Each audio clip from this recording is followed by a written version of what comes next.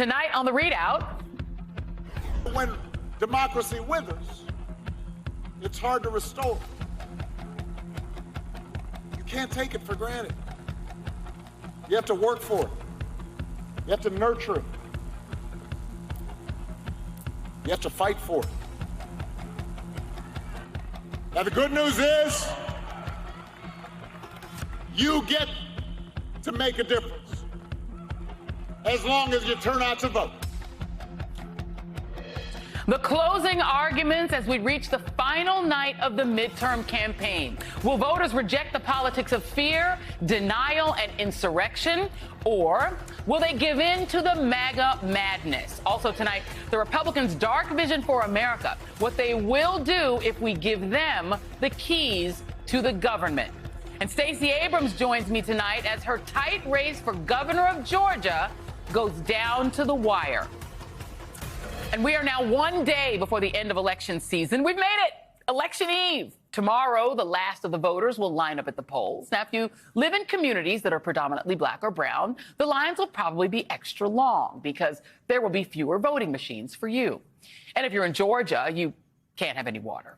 In Arizona, you'll likely be under the watchful eye of armed insurrectionist red hats. And in Florida, Governor DeSantis, the chosen protector of God's planned paradise, sent on the 8th day of creation, a.k.a. Ron DeSanctimonious, per his previous orange overlord, who now hates him, is laying down the groundwork for election police to arrest you, again, especially if you're black. But I am here to tell you, do not let the fascist goons deter you. That is what they want, to send you home afraid. Defy them. Get in line and stay in line. Voting is your right in this country, at least for now, until Clarence and his fellow right-wing court zealots determine that the white Christian elites in your state legislature own the task of choosing your representation, in addition to having full custody of pregnant people's bodies. But if you're a Republican, tomorrow will be the day that you try to catch up with the more than 4 million vote lead Democrats have racked up in the early voting period, plus the votes cast via absentee voting, which, at least for now, is still legal. Even in Arizona, even using a drop box.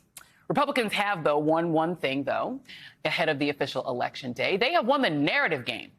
They have gamed the media to repeat their red wave talking points by larding the polling averages like 538 and Real Clear Politics with junk polls. One of them was even conducted by a couple of high school kids. It's a gaslighting extravaganza. Since, as elections guru Ron Brownstein put it, RCP is simply a component of the Republican messaging machine. No more, no less. And they have Democrats doing what they do best, fretting and gnashing their teeth and worrying that all is lost. Despite the 53% to 45% gender gap in the early vote in favor of women. You know, the group that's specifically endangered by the loss of Roe versus Wade. And Republicans, well, they've gotten most of the media to repeat the script that they already had in mind long before Samuel Alito, defender of the far right-wing fanatical MAGA faith, blasted women's rights over their own bodies back to the 19th century, namely crime, gas prices, and inflation. Well, tonight, I would like to read you a non-exhaustive list of the things you will never hear Republicans or most of the media ever mention again after tomorrow, and which you will not hear about again until Donald Trump's 2024 disaster candidacy to try to avoid prison. They are as follows: crime, inflation, and gas prices. Because Republicans, wait for it, do not actually care about any of those things, any more than they actually care about abortion. Hey, Herschel. Nor can they, or Democrats, or Biden, or any politician do anything about those things, because two of them are products of corporate greed, and one of them is the product of dramatic wealth inequality, economic desperation, social decline, and the easy availability of guns, all of which Republicans are exacerbating in America. And also, crime isn't even up, it's down, especially in blue states. What Republicans do intend to do with power, if they get it, is this. It will be my objective to phase out Social Security, to pull it up by the roots and get rid of it. In my plan, I said we have got to start being honest with the public that what's our plan? Medicare is going bankrupt. Social Security is going bankrupt. Republicans will never lose another election in Wisconsin after I'm elected governor. I am pro-life with exceptions for life of the mother. You should understand her position. It's extremely radical. It's abortion up to the moment of birth. Will you accept the results of your election in November? I'm going to win the election, and I will accept that result. If you lose, will you accept that? I'm going to win the election, and I will accept that result. Or, as the Lincoln Project put it more pointedly, fewer places to vote, longer lines. Don't worry, they say. We're just improving the system. They hope we won't notice the rules are changing because they lost the last election. They hope we just won't care enough to stop them. They believe they can take America away from us, and we won't even notice. In short, Republicans who have given in fully to the fascist elements of their base are gaming to take the House, the Senate, and as many states as they can in order to nuke democracy so they never have to worry about elections again. You're welcome. Joining me now is former Obama campaign manager David Plouffe, who is now an MSNBC political analyst, Kurt Bardella, Democratic strategist, and Jelani Cobb, dean of the Columbia Journalism School, staff writer for The New Yorker, and an MSNBC political contributor. And I'm going to go exactly in the order I introduced you. I'll thank you for being here. David Plouffe, first I want to play Mr. Shapiro, who is running, I think, one of the best campaigns this season and doing an actually really good closing argument. Let me play the Shapiro closing argument from the state of Pennsylvania. Take a look. It's not freedom to tell women what they're allowed to do with their bodies. That's not freedom. It's not freedom to tell our children what books they're allowed to read.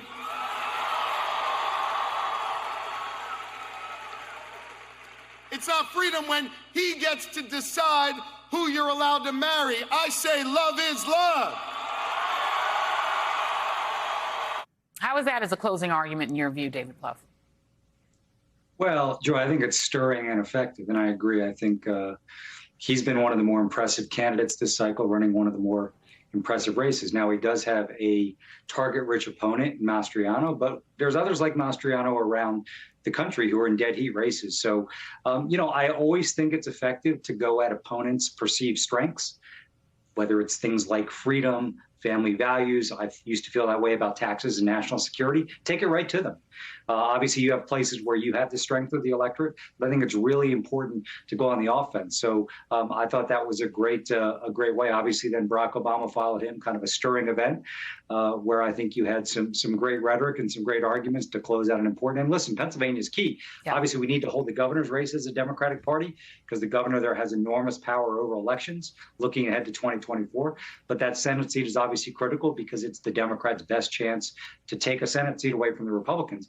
And that just makes the math that much more complicated for the Republicans in terms of getting to 50. Yeah, and I mean, and you look, it isn't even, Kurt, a matter of just partisan preference at this point. I mean, one of the two parties has declared that they don't believe elections should count unless they win, right? And that they will ensure, some of them are saying openly, David Fincham, some of the others are saying, oh, no, if we win, we'll never lose another election because we'll just declare ourselves the winner and we'll have the power to do it. And I want to add to that what's going on in Florida because the current governor, Ron DeSantis, is in good position. At this point, I think throw the polls out. Let's not even pay attention to them anymore. But, all of them are in his favor. And he's now gone past doing electioneering and essentially declaring himself, I guess, the son of God.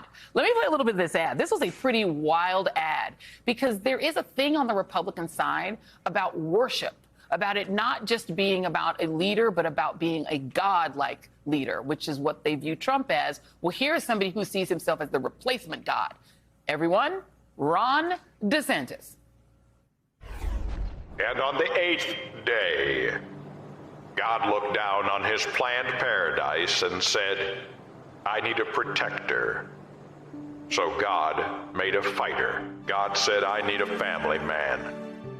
A man who would laugh and then sigh and then reply with smiling eyes. I mean, if Trump is orange Jesus, I guess he's orange juice Jesus. What the hell, Kurt? Wow.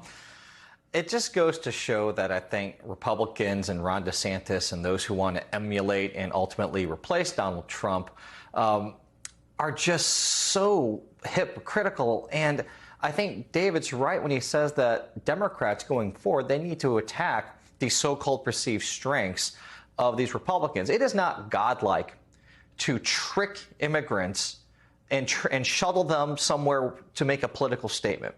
It is not godlike to force a 10-year-old rape victim to have a baby. It is not godlike to make fun of and make light of a senior citizen being attacked in his home with a hammer for political vengeance purposes. It is not godlike to do any of these things.